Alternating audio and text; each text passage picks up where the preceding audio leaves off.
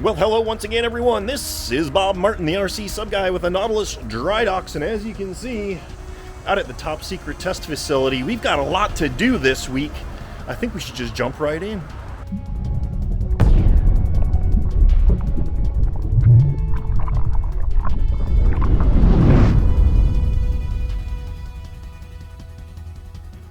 So if you've been following my channel, following along with what we got going on, you'll have seen that we left off with this 1/200 scale Russian Typhoon that is rendered as the Red October from the Hunt for Red October. And you can tell that by the rear magneto-hydrodynamic propulsion drive doors in the back and the intakes in the front.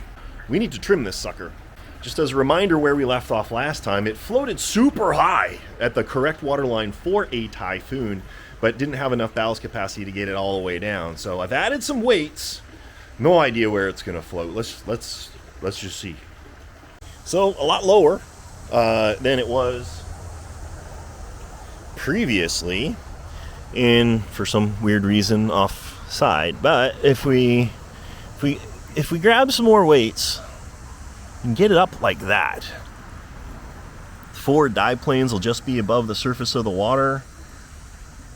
And the good news is these props will be completely submerged, so when you're tooling around on the surface, you won't be sucking air. So let me grab some weight. I'll put it on the stern, figure out how much, and then we can tuck it in there, and we'll do a dive test, see how she looks. This is looking pretty good. Let's check some stability out. Yeah, looking good, looking good. Okay, all right. Let's dive this sucker. Now I got my backup battery plugged in here because my battery was low. All right, let's give her a shot. Dive.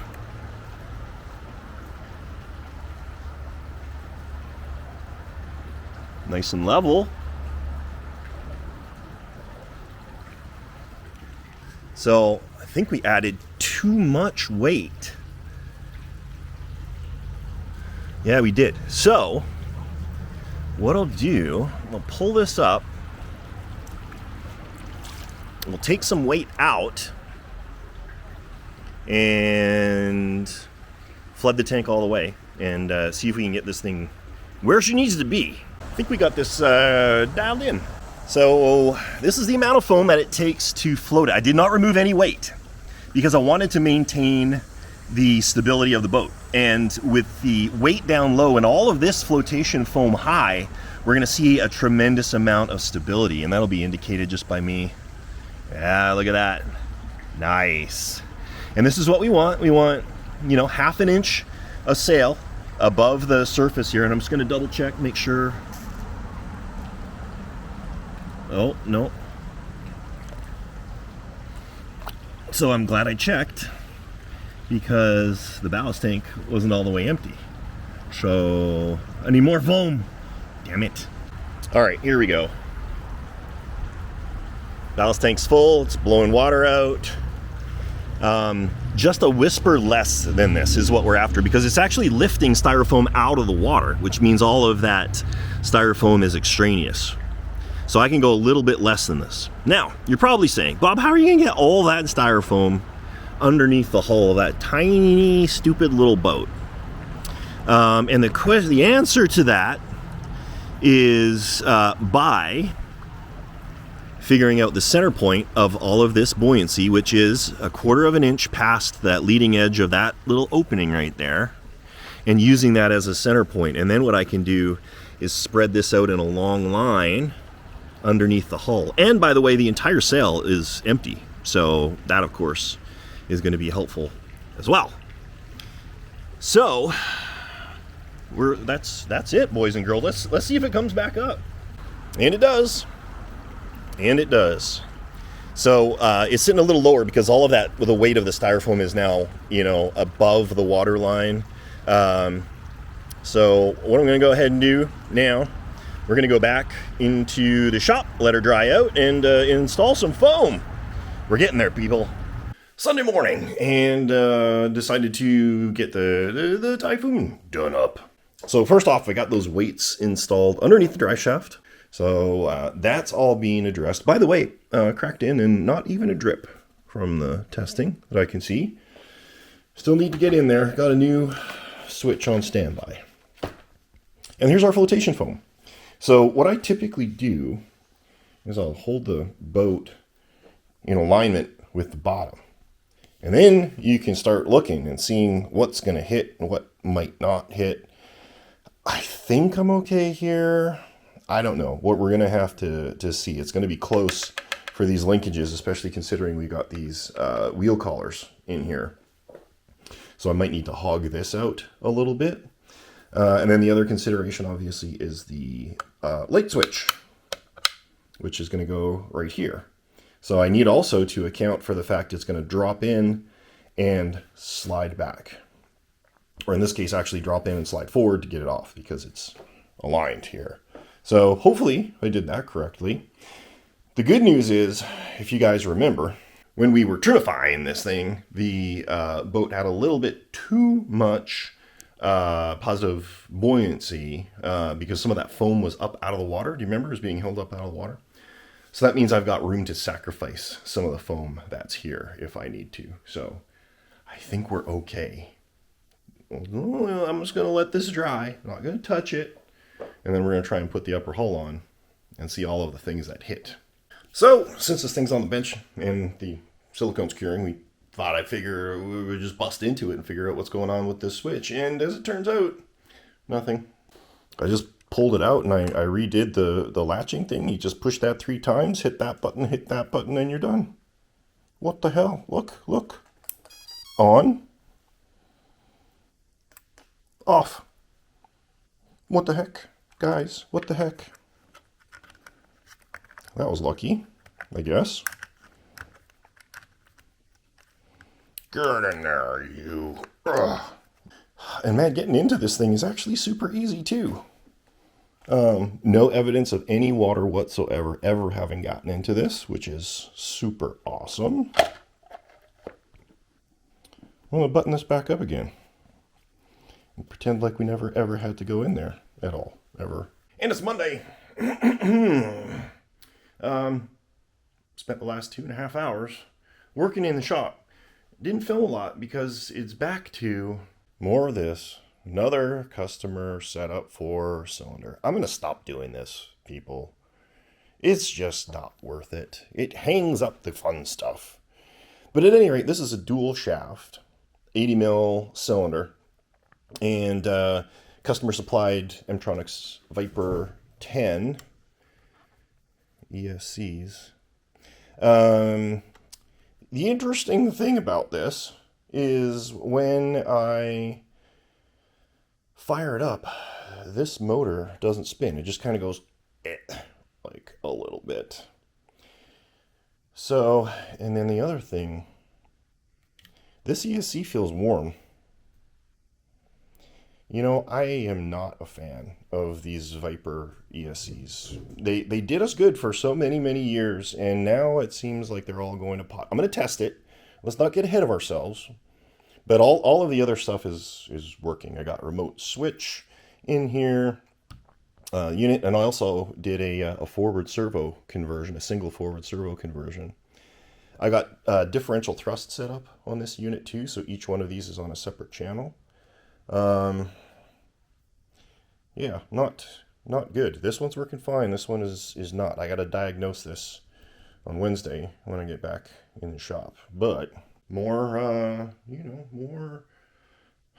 more cylinder stuff that's taken away from the fun stuff. I didn't even get to check if the top fit on Typhoon. I'll get to it. I promise.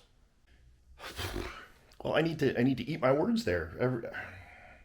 I decided to hook it up because I wanted to test it to see if I could really heat it up and get it to explode on the workbench, and fired it back up. I did a calibration of the electronic speed controllers, and the way you do that with this is you hold down the set button, power it on, full forward, full back, and neutral, and it works to configure full range. But now, yeah, it's working fine. It needs a little lubrication or something. It's a little... I'll put a couple drops of oil on there. But it's working fine. The other thing that was wrong with this universal joint wasn't tight. It was just spinning. So everything's fine. Everything's fine. Everything's fine. Well, you see that? That's a lot of smoke. Do you see that? That is an exploded Mtronics electronic speed controller. Yes, ladies and germs, Mtronics strikes again. That's awesome. That's exactly what I needed. So I was just playing around with the pitch controller for this unit. Motors were idle. They were not operational or anything. I was working on the pitch control, and all of a sudden you hear, and that's what we end up with. So you can see it's spewed molten resin all over the cylinder, which is good that the unit wasn't put together, because it would have discolored. Oh yeah, that's nice and hot. That's pretty awesome. Would have discolored the tubing. So I don't know what to tell you, boys and girls. The speed controllers, by the way, were furnished by the customer. I did not elect to utilize the Viper electronic speed controllers in any of my builds. So, note to the wise, if you got Mtronic speed controllers, throw them in garbage. They're not worth the risk.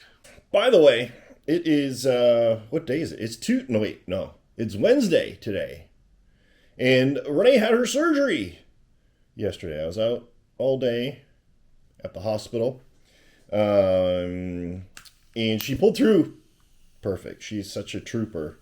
They keep her overnight to check and make sure there's no bleeding and bad things.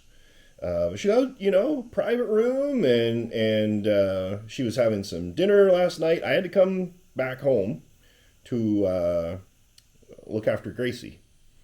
So she overnighted, and I'll hear from her this morning. In theory, if everything goes well, she will be coming home with me this morning around 9-ish. So, thanks to everyone for all of your best wishes and all of that stuff. And yeah, she's gonna come back. She's gonna weather through this, and we're just gonna keep trundling along as best we can. So continuing work on this cylinder, I'm not ashamed to tell you I'm somewhat disappointed. Well, you already know that me doing these cylinders is a pain. I had someone else reach out to me yesterday. Can you put my cylinder together?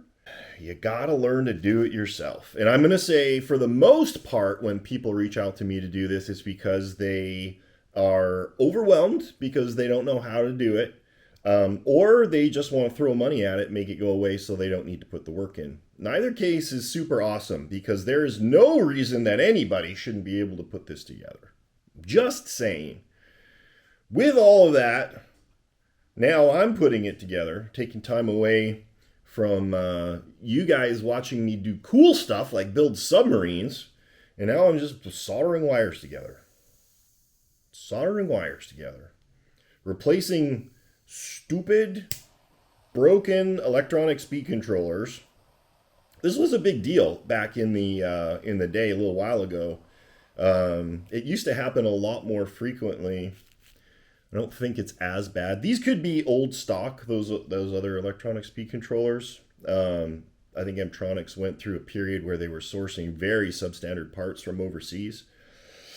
But I pulled them out and I put in some high quality other Chinese electronic speed controllers. DKKY 40 amp brushed electronic speed controllers.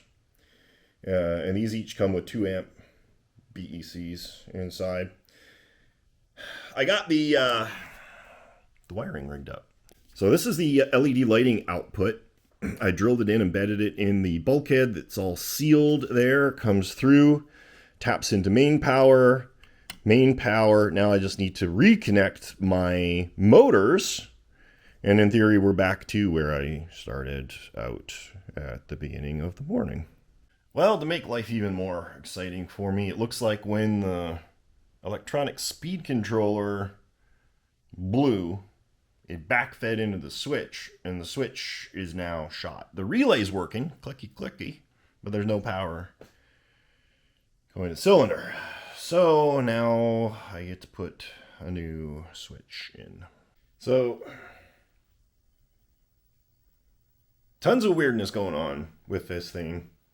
We got pitch control, we've got pitch override, rudders, throttles, we've got pumpage. Everything is working again. But it wasn't. And I couldn't figure out what the heck was going on. The receiver was not powering up, even though the speed controllers were getting power. When that stupid electronic speed controller blew up, I think it blew power back through the bus, and anything that was a weak link went. And so that switch was one thing, and the forward servo was another. Could not figure out what the heck was going on. So I'm like, I'm just going to bypass everything. I'll feed the receiver directly with 6-volt power. I'm like, I'll use channel 6, which is the forward dive planes. Unplugged it, and poof! Everything started working. But now when I plug this in directly to a servo tester, the servo tester goes into like protection mode and won't power up. So I think that servo is shot. So now I get to replace the forward dive plane servo. This is awesome. The good news is everything else is done. If I can just replace the servo, I can box this thing up and get it out of here. But that's 2 full days I spent working on this. 1 for setup and 1 for troubleshooting and replacing exploded components. Not doing it again. Not doing it again unless somebody wants to pay me muchos monies. That's the way it's going to work from now on. And Friday! And I'm going to box that up, get it out of here. Worked on some other orders, got those boxed up and shipped out this morning. So it's been busy. It's 4:30 here right now. Just confirming we've got everything working. Boy, that's nice and smooth. What else we got? We got ballast, both directions, rudder, stern plane override, and pitch control, and forward servo, which I replaced. It's got some silicone in there. It's curing. Don't touch it. Stop it. So everything is cool and copacetic. The other thing that I did, set up the failsafe and everything for the customer, so the radio is completely programmed, should be good to go. Of course, the only thing I don't know is which direction the throws are. It all depends on how he sets his boat up. But yeah, everything's cool. Lighting input is in here. So now I just got to tidy up the wires, put it together, get it shipped out, and then we'll get on to some actual submarine building. Behold the aftermath of working on the cylinder. Chunks and wires and bits and pieces and lots of tools. I usually work a little cleaner than this. I don't know.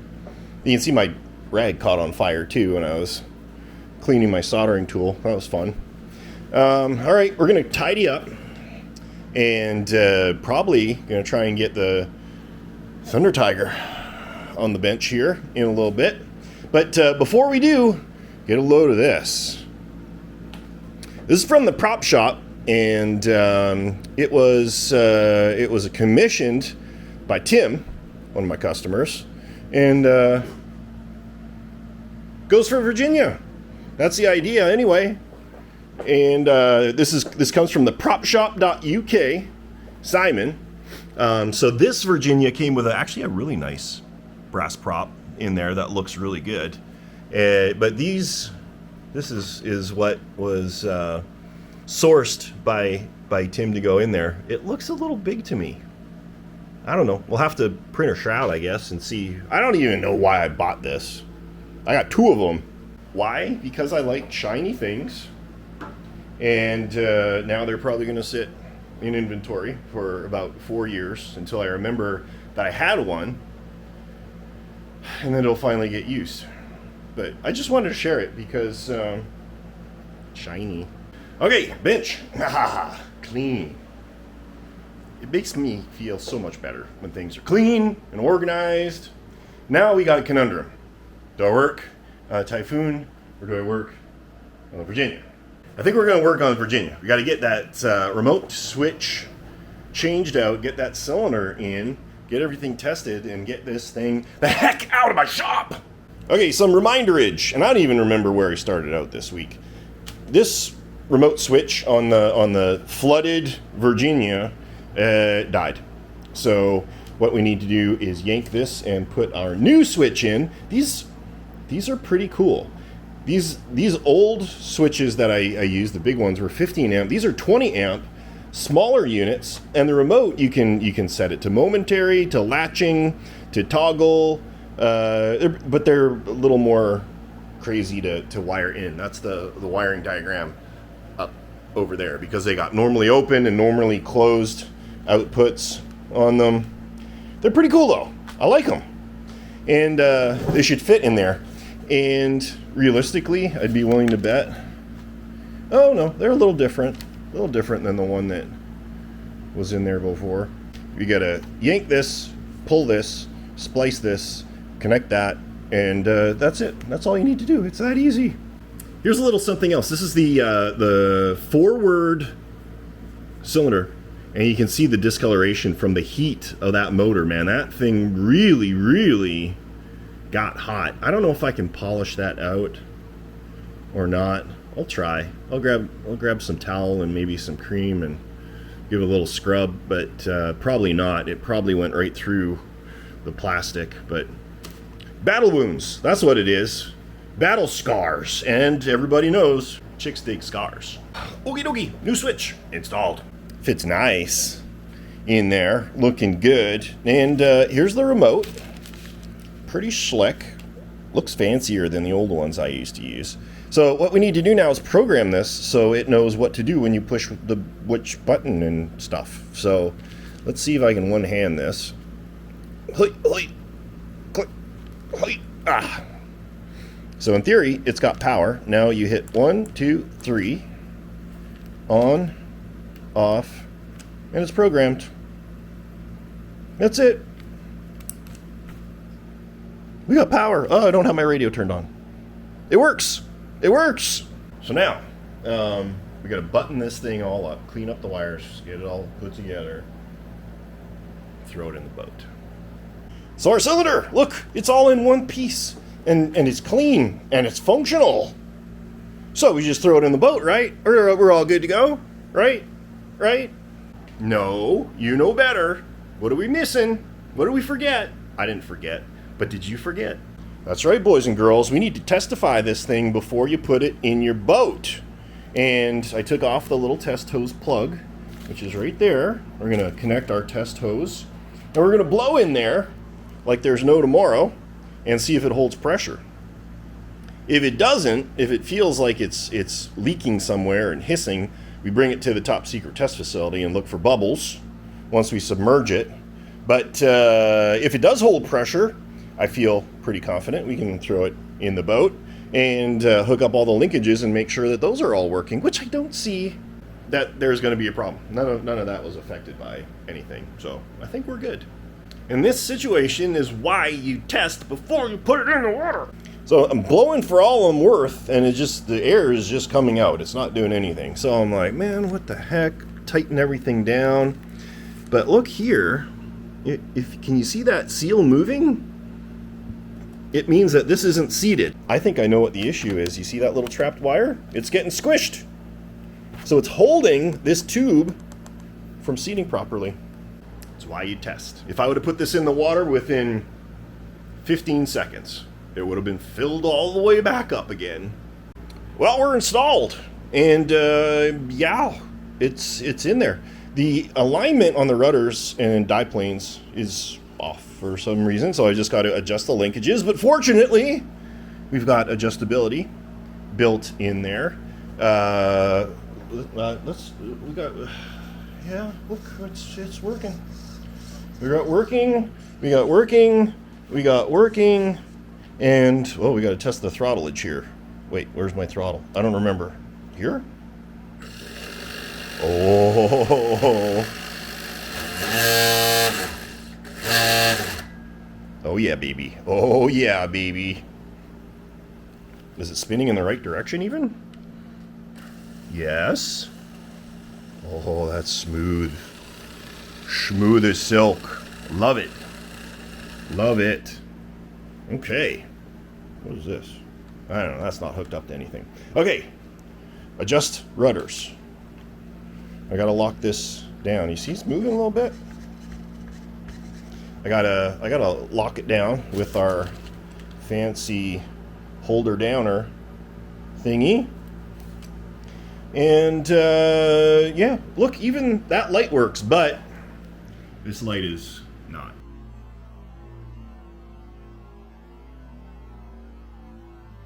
Yank the cylinder.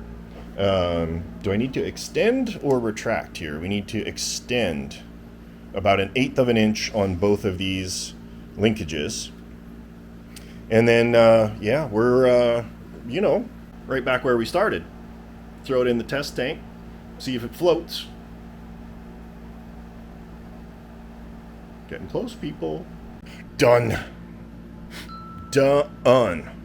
Now we just gotta wait for, I guess, tomorrow morning maybe, to get it in the top secret test facility, because I need to start my normal job before the sun comes up.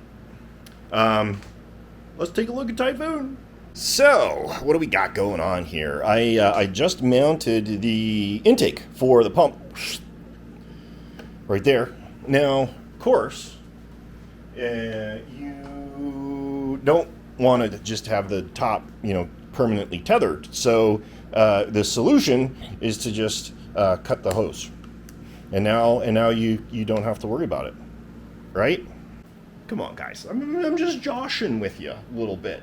We're going to be installing this quick connect in here so that you don't have to like thread, you know, a little pipe and hose and lock it and all of this stuff. It's just a, and then you got it all disconnected. These are from Robart. They're air disconnects, you know, for airplanes and stuff like that. But they work really good on these hoses. The stock hose here doesn't fit inside, I don't think. So if not, I'll just have to check it. I just have to remove that outside little sleeve there. So let me knock that out real quick. I don't know what I was worried about. This is fine. It works really good. Let me see if I can click, click, click, click. So now I gotta wait for that silicone to cure before I'm gonna start screwing around with things. Make sure that's straight. And again, Saturday, hopefully back in the test faculty. We're in good shape. How are we for time? 6:14. I can get the Thundertiger back on the bench. It's so pretty. I just want it there. Let's get serious. I got 10 minutes. Let's see how much of this we can take apart in 10 minutes. What I love about this is all stainless hardware, and they went to hex heads as opposed to the Phillips heads and the old Neptunes.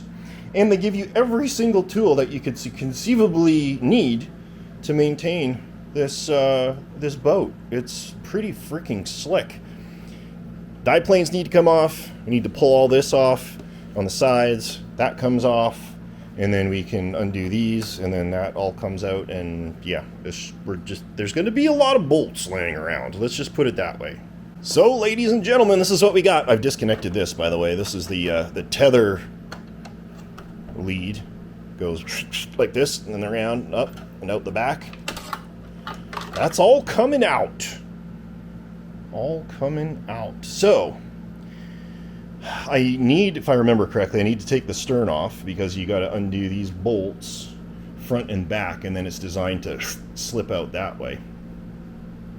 And even if it actually comes out this way now that there's no motor, oh, no, because these are connected. Anyhow, I'll get it figured out. Let's take a look. Let's do a little tour. We got 2 servos, one for rudder and one for die planes. I believe that's the electronic speed controller for the motor, which runs in the wet in the back here. So shout out to Dave Ruiz, who beat me to converting this over, because obviously I was busy here. He kind of documented a little bit about what was on the inside, but he didn't document how to swap it over to wireless. So I'm going to do that. But let's continue. Let's continue to the tour here. So what we need to do is get rid of these tethers, waterproof this, crack inside. But I want you to take a look at that brushless motor on the peristaltic pump. I don't know if that's going to increase the flooding and surfacing speed, because typically the Thundertigers were pretty slow at that. Let's just leave it at that. We got our weights in there. These are going to need to be adjusted because these are trimmed for saltwater operation. So you got to add a little bit of weight in here. But this is looking pretty good. I'm gonna take this off before I shut down for the day, and then we're gonna see exactly what we need to take out in the front here to replace it with an actual wireless radio. Saturday morning. Getting ready for a workout here in a few hours, so I got some time to toodle. So it's toodle time in the shop, and a lot of the toodling is going to be taking place with our Seawolf. And I want to see if I can get the top on the Typhoon. So maybe we'll play with that first. We'll just see if the top goes on the Typhoon, because if things go well, hopefully later on this afternoon we'll have a chance to dunkify both Virginia and Red October. Let's see if this will fit. Slip this in like this. Ooh. That's not looking promising here, people. Can I see what's going on? Ugh. If I force it, it'll go down. But sometimes if you push down, whatever's hitting the styrofoam will put a dent in it, and then you can see. So let's see. Looks like right here. And would that be my pump outlet? No. Oh, maybe it's these things. But it looks like it's just hitting on the edge. So you know what, I'm just gonna, and we'll see if that works. Ta-da! Looking good. We're ready. Time to delve into Seawolf. So obviously you can see now I've got this thing apart. This was the tether that was coming in, the electrical tether, and if you look on the inside there, we've just got these 4 little wires coming out. These ones here run to, I assume this would have been the camera. This would have carried the camera signal back up, and then the other ones go back here and presumably connect to this, which goes to this, which is the equivalent of the receiver. So it looks like all of the control data was carried on 2 wires. So in theory, this is what I'm thinking. We just pull this and replace it with a receiver and everything will work perfectly. Sounds feasible, right? Shouldn't be a problem. It should be that simple. It always is, right? Looking at some of the other components, here's the electronic speed controller. I assume this is for the motor in the back, and you can see that big beefy sucker. But it's just running in the wet. It gets all the waters in there. And this thing, if you guys recall correctly, was designed to run in salt water.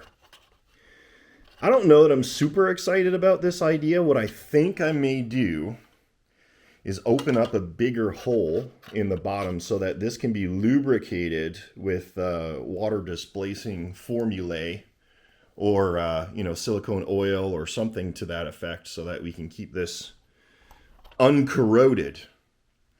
Some other thoughts here. Here's our big pump. Same motor as that. Smart.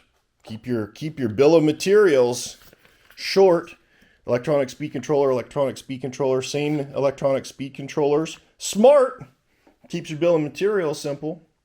We've got a pressure switch right here that ties into the dive board.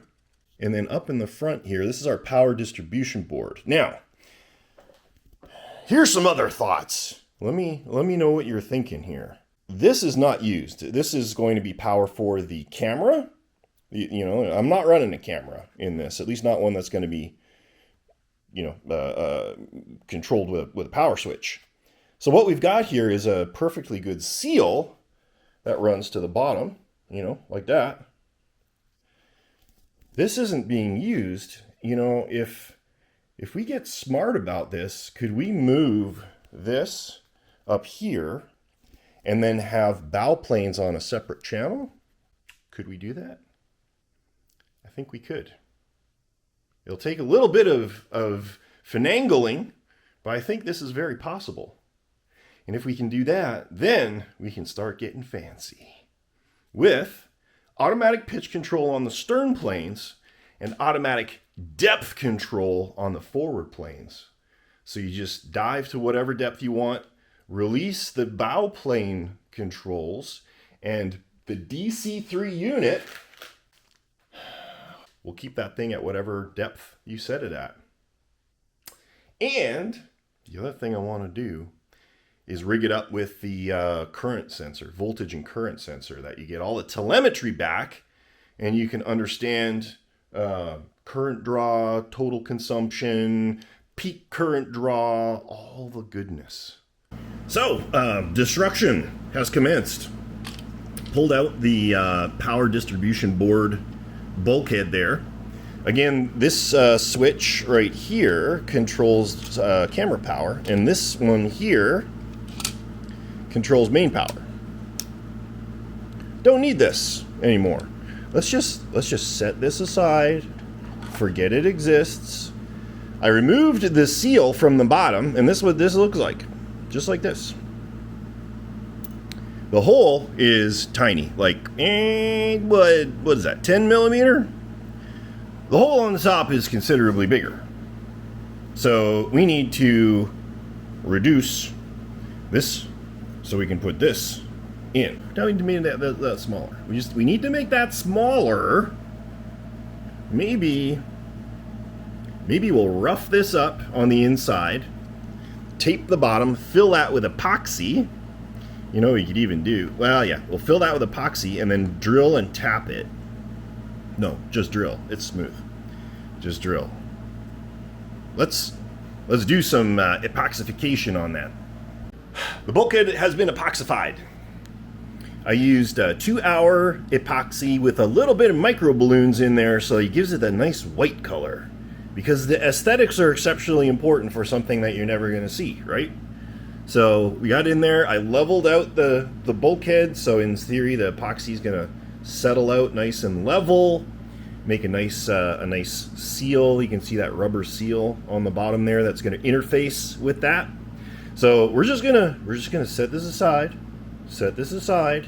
and now we are going to work on installing our R9SX 900 megahertz 6-channel receiver in place of the Ocean Master 77, no, TT Robotics Ocean Master signal distribution block, or whatever you want to call it. I'm going to be using my own personal FreeSky X20S for this particular deal, and what I love is rather than using the stick, I hate when people put ballast on the left stick. People, just think through this, okay? I'm sure you've been doing it for like 20 years and it's fine, right? But when you're throttling, if your thumb moves a little to the left or a little to the right, you're never going to know if you're engaging your ballast system or not. It's far better to put it on a separate switch, separate control, away from anything that you use on a regular basis. And in my particular case, that is going to be switch C, which is a 3-position latching switch. And it's easy. Up goes up, down goes down. Throttle, rudder, dive planes. That is the way it's going to work. And then what I can do, I can put stern planes on a pot to perfectly control the attitude, get that locked in, and the pitch controller for the most part is going to be doing that. So the only thing I'm really going to be using to control this are the bow planes. We'll pull it down, the stern planes keep it level, and yeah, away we go. So let's get started here. I'm going to go ahead and maybe throw some power on this, bind it to my radio, and then we can start going through channel by channel, identifying what each of these do, and assigning them to controls in the radio. Let's see what we got going. We got rudder, we got stern planes, we have ballast, so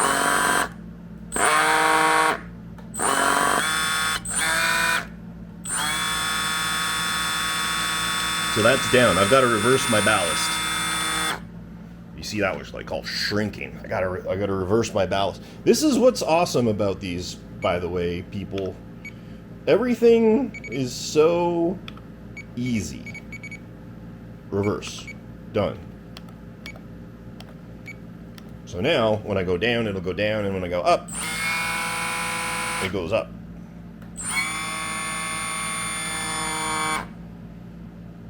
And of course, I got throttle.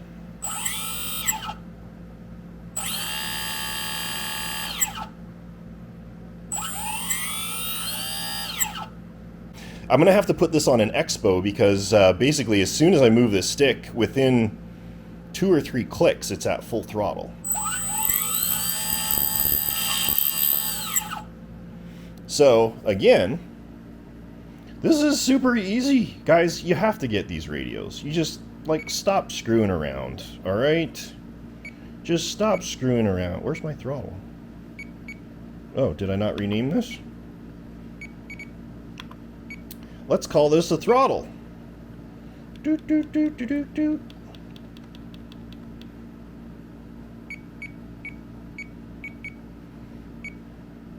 Now, if you get the X14, the cheap entry version, you don't get the touchscreen.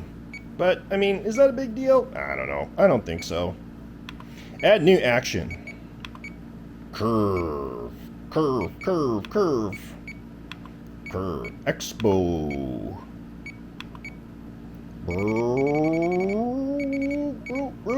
Let's try 65%. Let's see what that does. Oh, that's better.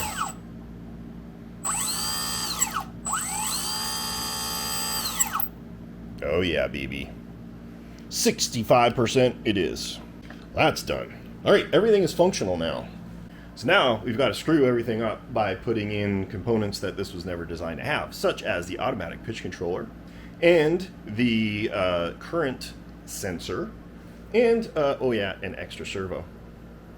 Things are looking pretty frickin' cool in here. I got my telemetry module tucked in underneath there. I think this is going to fit nicely. I made a little 90-degree adapter. I'm pretty proud of that. I had one of these kicking around, so it shoots around the corner and comes up, so it's easy plug-inification of the front power switch connector.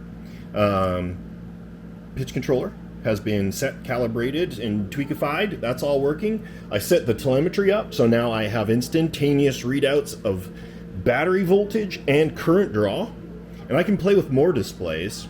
Like I mentioned before, with that current sensor, there are tons of things you can do. You can tally up the current draw, so you'll actually know how much power has been consumed. You can set an alarm after a certain amount, so you know that your battery is approaching the capacity that you're going to want to hit before you charge it. It's epic. And by the way, we're going to be talking about this topic at Dive Tribe today, every 2 weeks at 3 p.m. Central. Usually every 2 weeks, 3 p.m. Central. There's like 20 of us usually get together, talk submarines. I'll do a little presentation, a seminar. We have tons of different products or subjects, and this subject is going to be about understanding voltage and current in your submarine, because there's some very, very interesting data talking about speed relative to current consumption. You don't want to miss it. You got time to sign up. Make sure you don't miss it.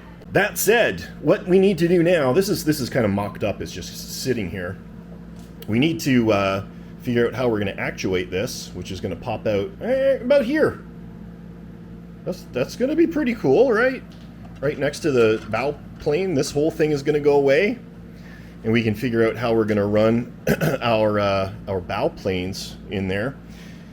Two options. I could put the servo inside here somewhere, carve out some of this plastic bulkhead and mount it inside and run it through and connect with a horn. Or, because we're not running a camera, we've got acres of room in here. So I just got to make a little bulkhead, mount a servo, connect it to a horn, and we've got bow planes. Yeah, that's what I think we are going to do. We're just going to clear the fuse in there. So if I can keep that clear, that won't be a problem. Keep these clear so that we can charge it. Okay, I gotta make some doodles and maybe 3D print myself a really cool mounting bulkhead for the servo. And we're gonna be in good shape for putting this thing back together, boys and girls. Unfortunately, though, you're not going to see it in this video. You're going to have to wait till next week where we get the next update, because I'm out of time. I got to start editing this video so you guys have a chance to watch it. In next week's video, you're going to see Texas back in the water. You're going to see Typhoon back in the water. You're going to see Seawolf back in the water. I can't promise. It should, barring unforeseen circumstances.